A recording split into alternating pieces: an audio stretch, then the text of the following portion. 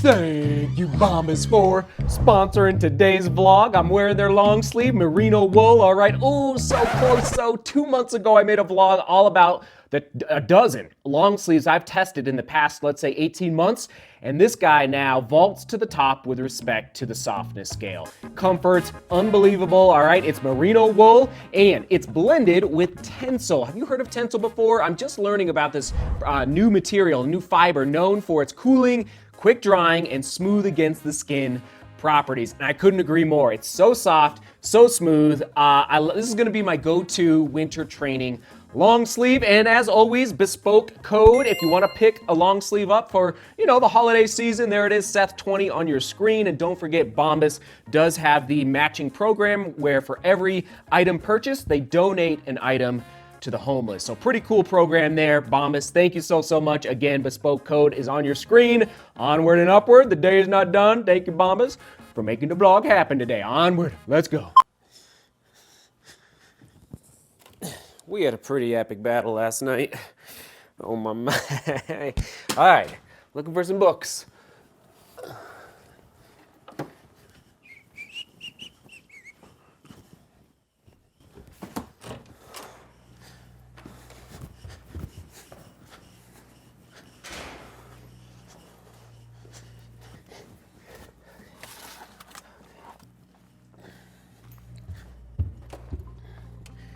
Maybe not the year we anticipated. That's what this is, the training log for 2022, but it's the year that we had. And I almost forgot, was Gasparilla in 2022? It feels like ages ago. So we still got to fly the W in a pretty competitive half marathon down in Florida. And even Rotterdam feels like ages ago. But at the end of the day, you come up with a game plan, come up with a roadmap for the future. That's what we're doing today. All right. All right, question of the day. Can you describe your best training plan?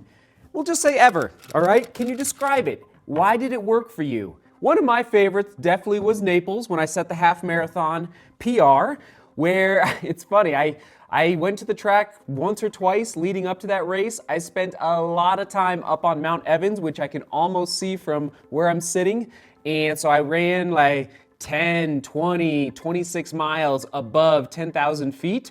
And it was just like the combination of mountain running and running fast on the roads. And it came together really nicely in Naples. So for a half marathon. So anyway, that's the question of the day. Describe your best training plan ever. What am I always saying? Arriving at the starting line. Fit, fresh, healthy. And I'm going to add another one because some things are percolating on Strava, especially. If you're not part of the DGR Strava group, it's linked down below, is that happy. That's the fourth one because I'm noticing some people posting on Strava that they did not enjoy the training block, meaning it was too hard. It was too, there was too much time where they were sacrificing sleep in order to feel like they were prepared well to arrive at the starting line fit, fresh, and healthy. So we're gonna add a fourth one, happy. Are you happy when you arrive at the starting line? Because if you are just trudging through these training blocks, it might mean you need to go run a further distance or a shorter distance. Maybe remember niching down. That's such a key vlog. Maybe 2 years ago I made it, how to find your niche within running. I'm not a speed guy, like a real speed guy. I know that. I'm better the longer the race, the more elevation, the more vertical gain, the stronger I get. And so, going away from races that don't bring you joy is highly recommended on this YouTube channel, okay? It's all about enjoying the process because what's the point if you're not enjoying the process? So finding your niche, I will try to link to it down below. It's a key vlog to go check out. Now, macro level. This is not a vlog about workouts or about specific mileage. Again, I'll give a shout out to that vlog as well. How many miles or kilometers should you be running per week? I'll link to it below. It's a vlog specifically about that topic, okay? So go check it out down below. But I'm talking more macro level questions to ask yourself as you're building your training plan, as you're creating your roller coaster. Now, here's the deal. If you need help, There's a couple different ways you could buy a training plan online. You don't have to do that though. You could go down to Barnes and Nobles and sit in the run. They do have a sports section, and oftentimes they have a running book section. And just find. So here's some authors' names on your screen right now: Fitzinger, Higdon, Daniels. Who else? Anyway, here's some names. You just find some of these authors' last names and flip through their books and just start getting ideas. If you don't, or maybe just go to the public library. Maybe some of these books are there as well, okay? So you don't have to go out and purchase a training plan. Just want to make that very clear. Or, like I do, you could create your own, and it's fun. It's like part of enjoying the process. And of course, I have my pencil so I can erase, I can move, and I always start on paper and then I transfer it over to spreadsheets, okay? So for me, that's how I do it. I got my calculator. I'm gonna spend basically most of the morning creating my training plan leading into 2023. I often recommend, depending on the distance, okay, it changes a little bit, but 2 to 3 peak races per year. All right, 3 is every 4 months, and that's pretty good. But again, if you're training for 100-mile, listen, some people do many 100-milers in a year. It's not for me. I recommend 2 to 3 peak races. That doesn't mean all your races. That just means peak races where you are primed and ready, and it's your goal your main goals for the next year. And now it's almost 2023, so that's why we're talking about this topic today.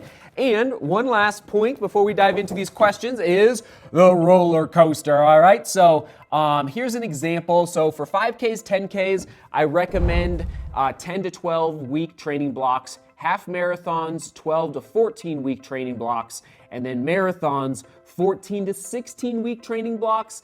Leaning towards 16, you can go up to 18. Some people go up to 20. I think it gets a little long I think anything past 16 weeks just starts to feel a little long toward the end based on my experience in the past. So here's an example of the roller coaster, in case you're new to the channel, where you build your volume, you peak out. How long do you hold it on top? That's what you have to ask yourself in these questions. A down week for your tune-up race, and then back up and then back down. And I'm even working on this.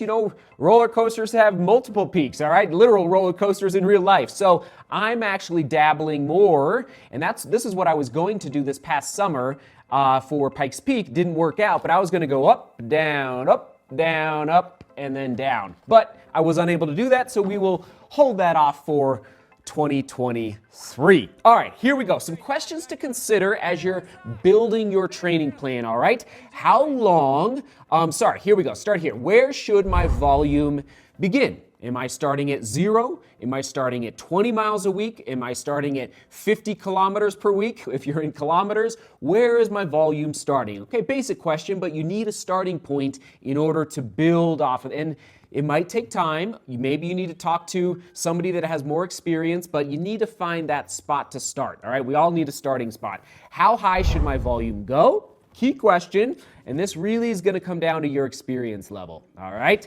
And the distance that you're preparing for. Are you getting ready for a 2-mile on the track? Are you getting ready for a 200-miler in the deserts of Utah? You guys know what races I'm talking about out there. How long should I take to arrive at my peak volume? All right, again, that gets back to, it connects to the roller coaster. How long is your training block going to be? But am I going to get there in 6 weeks at the top of the roller coaster, or is it going to take me, is it going to take me 10 weeks? All right, so that's a question to ask yourself. When should I begin to introduce speed work? All right, again, is it 4 weeks in? Is it 6 weeks in? Is it 2 weeks in? Is it 12 weeks in? I'm a big fan of the 6-week window. Now, I'm coming back from injury right now, so I am not introducing speed work yet.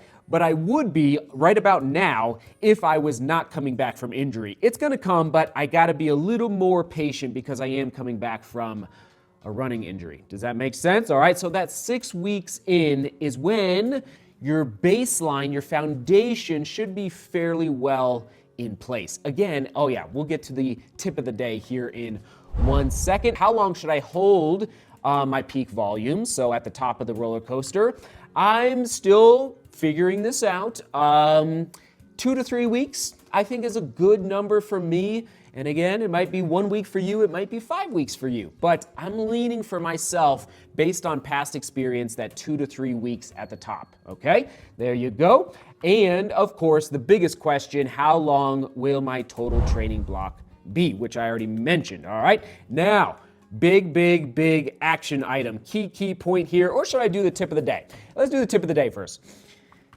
The roller coasters, they add on top of each other. So roller coasters build off of each other, meaning they go up and they go down. So in the annual calendar year, 365 days, if you're going up and down, and this is what I've experienced over the past 5 years where, I guess I'll just say, for those that are interested, my heart rate has dropped. I've been pretty consistent for the high volume for the last 5 years without too many injuries. I have had some, of course, in 2022, but not too many injuries. And so these roller coasters build off of each other. Now, in between the training blocks, I do like a rest, that 7 to 10 day window, which we've talked about. But the more consistent you can be so if you think macro level and then macro level, what are your racing goals for the next year, for the next 3 years, and then for the next 5 years? And maybe you say, okay, I'm going to top out at 40 miles, the highest volume, 40 miles a week in 2023. And then in 2024, I'm going to bump that up to 60. And then in 2025, I'm going to bump it up to 70. And then depending on what your racing goals are. Maybe you do have aspirations to race 100Ks or 100 milers or, fast on the roads in the marathon. So it's these roller coasters over time are going to build off of each other in a very, very, very good way. Trust me, it really does come down to consistency. Now, action item. So, here's 2023. I haven't filled it in yet, obviously. That's what I'm working on today because I'm registered. I'm registered for my first race in 2023. That is your action item. It really makes everything real. Find your race, research the race, find your niche. Maybe you want to go outside your comfort zone, moving forward a little bit, and you say, you know what? I've been doing road half marathons for a long time. I want to try a trail 50K in the future, or whatever it is. Maybe you've been doing 100-mile races on the trails, and you say, you know what? I want to mix it up in the 10K on the roads, and there's so many options. That's the beauty of running, right? So find your race, research it, and hit register. And if you're really, really ready, which you should be, and if you have to buy a little bit of insurance, that's okay too, but buy those plane tickets, book those hotels, and because it just makes everything so much more raw and real, like, okay, I am committed to this goal. I'm going to go for it. All right. So I'm registered. That is the action item. And that's the overview of how I plan my training for every calendar year. But obviously I didn't go into specific workouts, specific mileage. That's where those other vlogs linked down below will help you. Sound good? Comment of the day goes out to Robert. Seth, I'm new to running and a little late to this vlog, but I'm running my first marathon in December. Started as a cyclist and I'm doing 305 miles on the bike across Massachusetts, but your channel in cross training got me to love running. I'm inspired, and when registration opens in the spring, I'll be signing up to run my first ever marathon. Robert, excited. That's what I'm talking about. Robert, commit to a marathon, and it just makes it so much more exciting and real when it's registered, when you're registered. Onward we go. I hope that helps, kind of give you a little more background, especially for all the new subscribers. Welcome, by the way, as to how I plan my annual calendar year and my training plans. Sound good? Onward and upward. All right, I got to dive into my books, make sure we're on track here, and we will see you tomorrow. We'll toss it to the mileage vlog. I think that'll help a lot of people. How many miles or kilometers per week should I be running? Right there, right there, right there. All right, seek beauty, work hard, and love each other. See you tomorrow.